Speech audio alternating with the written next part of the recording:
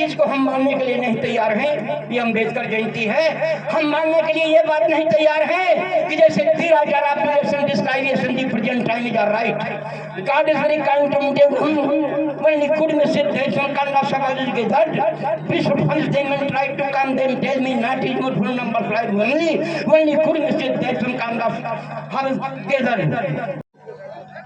उन सबको हम हार्दिक बधाई के पात्र हैं। इधर कुछ हमारी पर्दा नशीन बहु बेटियां बैठी हैं, इन सब के साथ जो लोग मेरी आवाज को सुन रहे हैं उन सबका आभार व्यक्त करते हुए हम बाबा साहब के संबंध में कुछ बात बताकर अपनी बात समाप्त कर दूंगा। साथियों, ये जो जयंती यहाँ मनाई जा रही इस 14 अप्रैल से लेकर के जून के अंतिम सप्ताह तक पूरे भारत में मनाई जाएगी। बड़े बड़े शहरों में, चाहे कलकत्ता, बम्बई, कानपुर, गुजरात में, पंजाब, हरियाणा, तमिलनाडु, राजस्थान, मध्य प्रदेश, बिहार, बंगाल, विदेशों से लेकर के सारे भारत में मनाई जाती है। वहीं पर एक सवाल आता है कि आखिर ये अम्बेडकर जयंती इतने धूमधाम से, इतने हर्षोल्लास के साथ इस देश के लोग क्यों मनाते हैं? इस सवाल का जवाब सुन करके आप लोग जाइएगा।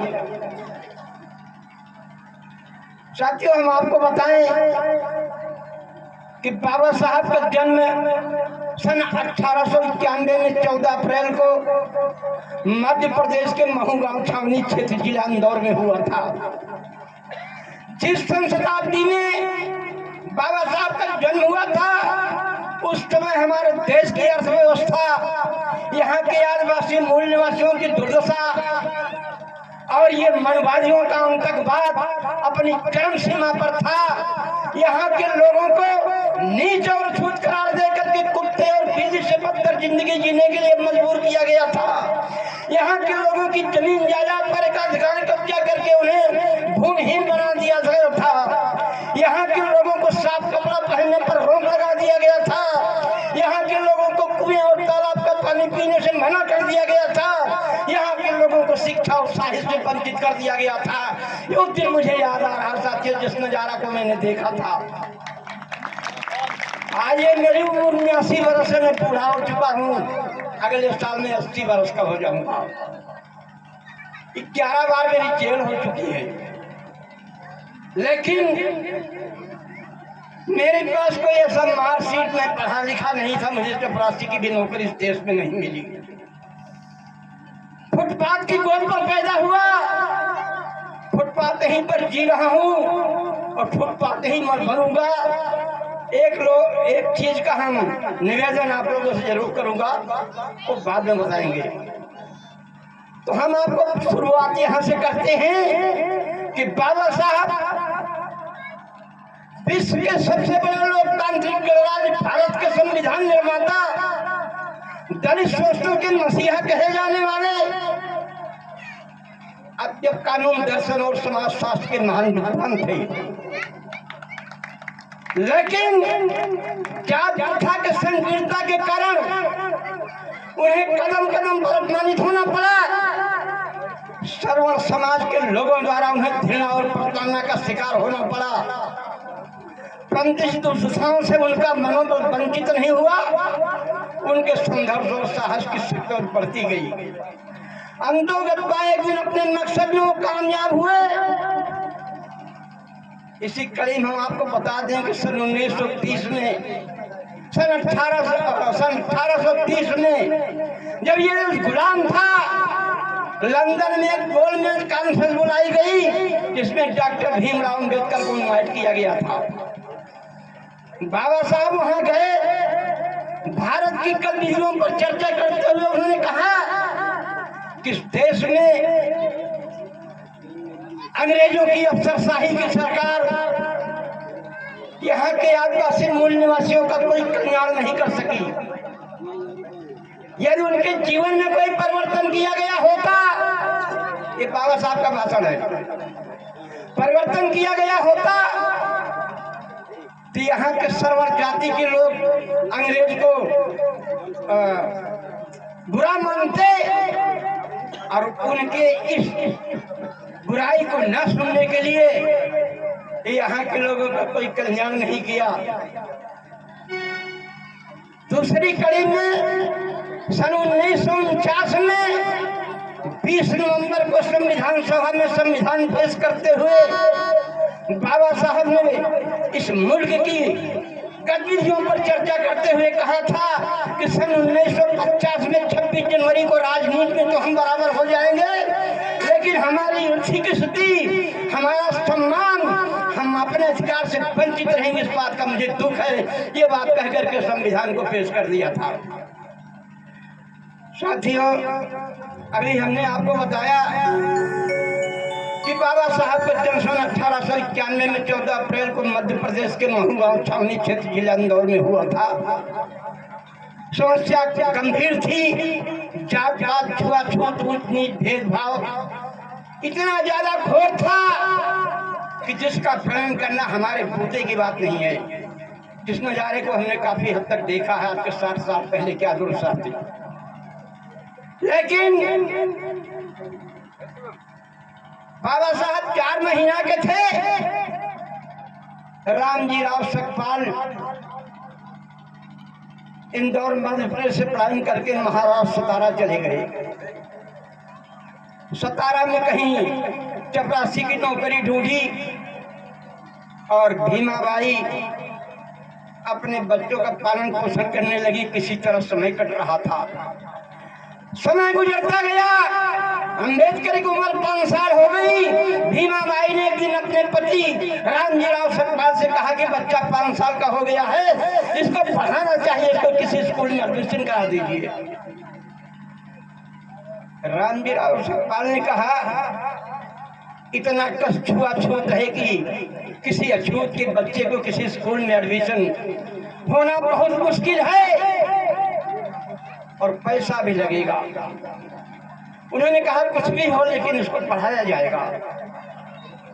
जिस अम्बेडकर की जयंती मनाने आप लोग आए हैं उनकी बाल अवस्था की थोड़ी बात सुन लीजिए, फिर हम शोषण के विषय में आप सबको बताएंगे कि हमारा दमन किस तरह हुआ और किस तरह हो रहा है।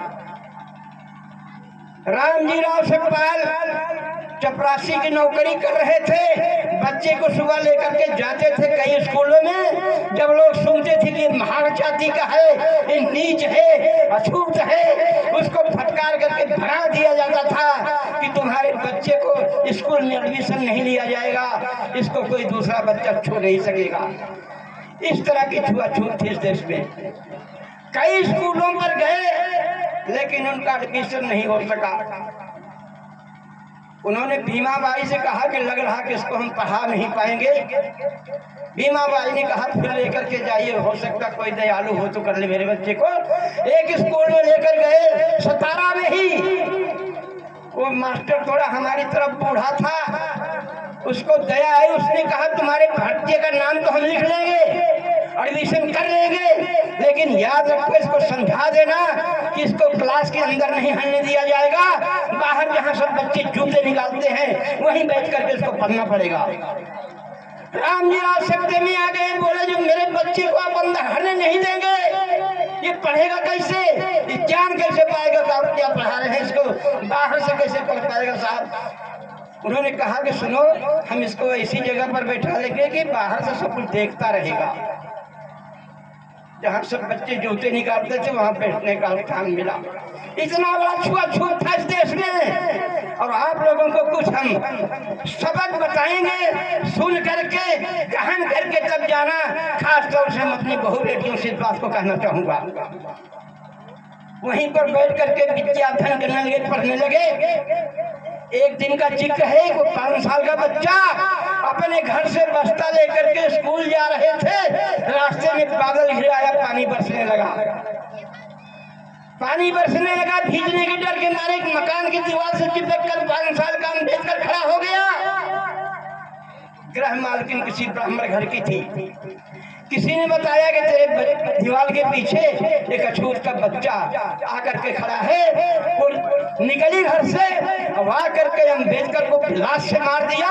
उसने कहा नीच, मेरे घर को छू करके पवित्र कर दिया, तुम्हें मैं जिंदा नहीं छोड़ूंगी। बहते हुए पानी में बच्चा गिर गया। अम्बेडकर कपड़े लत्ते बस्ता वगैरह सब भीज गया। रो करके उठे। उन्होंने अपने मन में सोचा, उस 5 साल की उम्र में प्रतिज्ञा किया कि ये छुआछूती नाग जो हम यहाँ के मूल निवासियों की अस्मत पर अपना फनकार करके खड़ा हुआ है, मैं पढ़ लिख करके बड़ा बन के इसके फन को न कुचल दिया तो मैं भीमा भाई को पैसा नहीं, ऐसा संकल्प उन्होंने दिया। बाबा साहब ने इस तरह का संकल्प लिया। स्कूल गए, मास्टर ने वापस कर दिया। उसने कहा तेरे कपड़े लत्ते भीगे हैं, तू चला जा घर, कल आना, तुम्हें बुखार हो जाएगा। वापस लौट गया। स्कूल में पढ़ाई नहीं कर पाए। वो समय चलता रहा, भीमा बाई की तबीयत खराब हुई। अंतोगत्ता कितना हो सका उतना इलाज कराया। आज की तरह डॉक्टरी वगैरह का साधन नहीं था, वैद्य लोग इलाज करते थे। भीमा बाई बची नहीं, वो भगवान को प्यारी हो गई। 4 महाभूतों में विलीन हो गई, मर गई अपने 5 साल के बच्चे को छोड़ करके। रामजी राव साहब अकेले, घर की कोई पूंजी नहीं, किराए के मकान में पढ़ाना था। स्कूल से अम्बेडकर जब आते थे, घर में माँ को नहीं देखा, घर में कोई खाना नहीं, पेट पर हाथ रख करके बैठ जाते थे और चिल्ला कर रो पड़ते थे, माँ माँ। रामजी राव साहब अपनी छाती से लगा लेते थे, कहते थे बेटा तेरी माँ अब तुम्हें कभी नहीं मिलेगी, ये दुनिया से जा चुकी है बेटा, अब मैं ही तुम्हारी माँ हूँ, मैं ही तुम्हारा बाप हूँ, मन लगा के पढ़ो बेटा। ऐसा कह करके रो करके रह जाते थे और अम्बेडकर पढ़ने जाते थे। हुआ क्या, किसी तरह समय कटता रहा। बाबा साहब हाई स्कूल पास किए। हाई स्कूल पास किए सन 1909 में। हाई स्कूल जब पास किए थे, यहाँ के मनवादी लोगों ने कहा, उस समय अंग्रेजों का आला अफसर था डलहौजी अंग्रेज से जाकर के कहा कि मेरे धर्म के खिलाफ में बात हो रही है। एक चमार का बेटा इस मुल्क में हाई स्कूल पास कर लिया, जबकि अछूतों को पिज्जा करना वर्जित है। अंग्रेजी अफसर ने कहा कि मैं नहीं जानता हूँ चमार कौन है, ठाकुर कौन है। अरे इन काले अंग्रेजों से वो गोरे अंग्रेज हमारे लिए बहुत अच्छे थे, हम उनको बधाई देता हूँ। अगर अंग्रेजों का शासन न होता तो अम्बेडकर पढ़ना पाते, लोग पढ़ने न देते।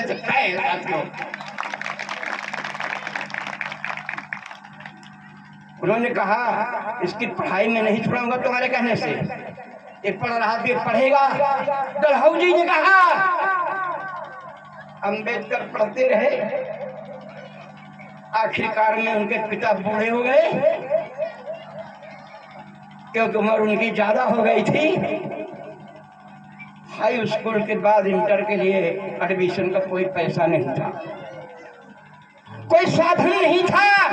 एक दिन अम्बेडकर बैठे फुटपाथ पर चिंता कर रहे थे कि मैं पढ़ना चाह रहा हूँ, लेकिन मैं कैसे पढ़ूं, मेरे आंखों के सामने अंधेरा है। उनका एक अभिन्न दोस्त था, उसका नाम था क्लेस्पर। क्लेस्पर वहां आया, उसने पूछा कि अम्बेडकर तुम इतनी चिंता में क्यों बैठे हो।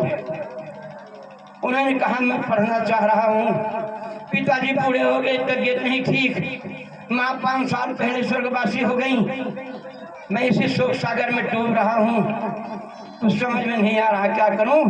उसने सलाह दिया, क्लेस्पर ने सलाह दिया कि बड़ौदा के महाराज साहू जी महाराज बहुत दयालु हैं, गरीबों की फरियाद सुनते हैं, अगर तुम जा करके उनके सामने अपनी बात कहोगे तो हमें यकीन है वो तुम्हारी मदद कर देंगे, तुम पढ़ सकोगे अम्बेडकर, इसलिए चलो हम भी तुम्हारे साथ चलते हैं। क्लेस्पर लेकर के साहू जी महाराज के पास गया। अम्बेडकर दूर से प्रणाम किए। साहू जी उम्र दराज थे, उन्होंने पूछा कि कैसे आए तुम। अम्बेडकर ने अपनी कथा सुनाई कि साहब मैं पढ़ना चाह रहा हूँ।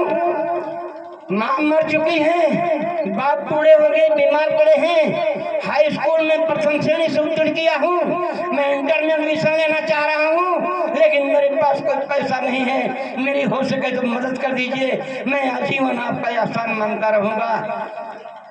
साहू जी महाराज को दया आई। उन्होंने कहा ठीक है बेटा, तुम चिंता मत करो, तुमको मैं पढ़ने के लिए तेरी मदद करूंगा। उन्होंने आदेश दिया अपने खजांची को 100 रुपया उसको नगद दे दो, और उन्होंने कहा कि तुम्हें हर महीना छात्रवृत्ति हम देंगे, 25 रुपए महीना। साहू जी महाराज को छात्रवृत्ति का जनक कहा जाता है। पहला वजीफा उन्होंने अम्बेडकर को दिया था इस भारतवर्ष में। बाबा साहब की खुशी का ठिकाना नहीं रहा। उन्होंने अपने को छू समझ करके दूर से जमीन पर लेट कर उनके चरणों में प्रणाम किया। दूसरे दिन इंटर में उन्होंने एडमिशन लिया, पढ़ाई शुरू।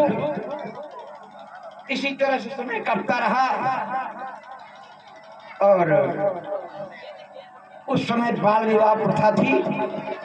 हाई स्कूल के बाद ही लोग आने लगे मंगनी वाले। रामजी राव सतपाल से बोले तुम्हारा लड़का इतना बड़ा हो गया, इसकी शादी क्यों नहीं कर रहे हो? बोले पढ़ेगा, शादी करूंगा तो पढ़ेगा कैसे? बोले हुक्का पानी बंद कर दिया जाएगा। उनको 50 रुपया सामान्य जुर्माना लगा दिया। इतना बड़ा बच्चा शादी नहीं किया। अम्बेडकर की शादी भोलू बामबंकर की बेटी रमाबाई से संपन्न हो गया। रमाबाई बहुत सुशील लड़की थी, उनके साथ उसका विवाह हुआ। रमाबाई घर पे आ गई। अम्बेडकर अभी इंटर में शुरुआत किए थे और घर की माली हालत खराब थी, लेकिन रमाबाई वास्तविक में ऐसी एक देवी थी कि जिसकी जितनी भी पूजा किया जाए थोड़ी है। लेकिन हमारी बहनें, हमारी बेटियां दुर्गा की पूजा करने जाती हैं, काली की पूजा करने जाती हैं। अरे धर्म है दुर्गा काली कुछ नहीं, पाखंड है। उस पाखंड के साबूत हमारे पास है। ये काल्पनिक देवियां हैं, सही देवी नहीं। अगर सही देवी कोई है तो रमाबाई थी, सही देवी शिक्षा की देवी कोई है तो सावित्रीबाई थी, और किसी महान व्यक्ति का जन्म देने वाली कोई देवी है जो भीमाबाई देवी थी।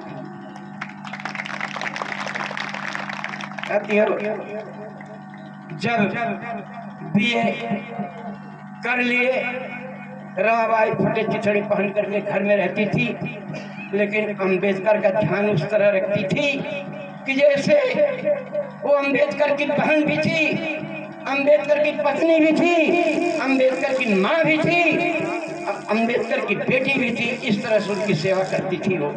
और वो चाहती थी कि मेरा पति पढ़ लिख करके कभी बड़ा बन जाए, कहीं इनको नौकरी मिल जाएगी, कहीं कमाने लगेंगे तो मेरे भी जीवन में कभी बहार आएगी। ऐसा रमाबाई सोच रही थी, ऐसा सपना देख रही थी। बीए के बाद जब कोई चारा नहीं चला तो दोबारा साहू जी महाराज के पास फिर गए। तो ईश्वर के साथ उन्होंने कहा कि मैं विदेश जाकर के कोई उच्च शिक्षा हासिल करना चाह रहा हूँ।